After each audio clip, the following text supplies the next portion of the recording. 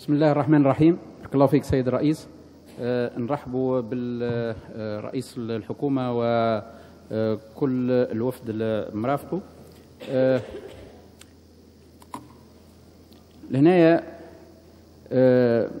باش نتعرض إلى بعض الأرقام. الموارد اللي هي ازدادت في الميزانية هي 3500 مليون دينار، ووقع التخفيض في الاقتراض ب 1035 مليون دينار، وهذا شيء إيجابي لبلادنا جدا، لأنه تعدينا من 6700 اقتراض إلى 5700، وهذا خلى المديونية نتاع بلادنا تهبط. ولهذا الميزانية هذه أول إيجابية من إيجابياتها.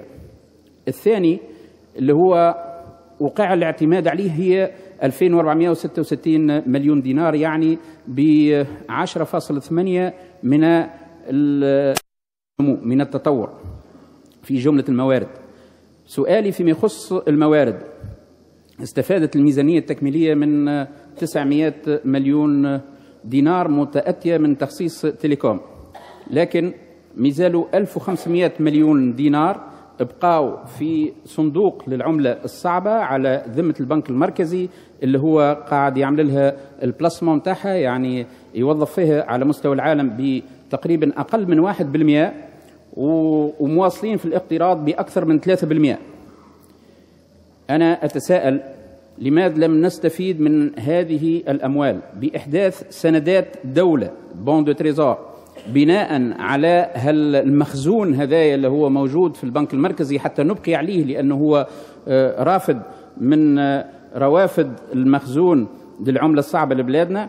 وهال 1500 مليون دينار هذه نزيدوها في التمويلات، وخاصة تمويل الجهات.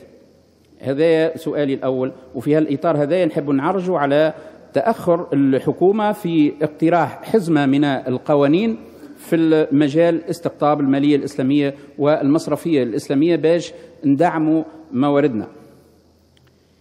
فيما يخص النفقات في التنمية 6400 مليون دينار، وهو حاجة طيبة، يعني بزيادة تقريبا 100% أو 96%، وكأنها 100%.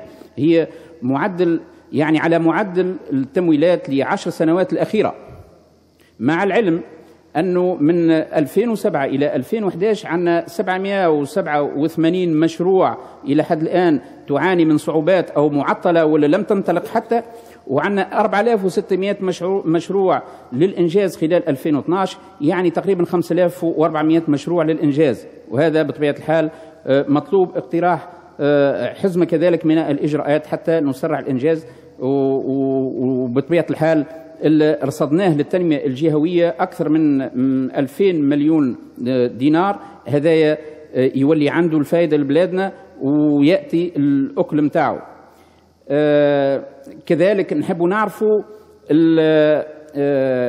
تكريس مفاتيح عملية توزيع هالأرصدة هذه متاع 1000 مليون دينار على الجهات، كيف وقعت على يعني الهيكلية الاجتماعية والاقتصادية. سيد الرئيس، نحبش نضيف ملحوظة تجدر الإشارة إلى أن التمويل الخاص يعاني زاد من نفس الصعوبات، ولا بد من تدليلها كإحداث شركة جديدة في يوم واحد، تحسين آليات التمويل الذاتي، إذ تحسن هذا مناخ التمويل الخاص والمشاريع التي هب لها رجال الأعمال ونساء الأعمال من الداخل والخارج تكون رافد لمجهود الدولة في التشغيل.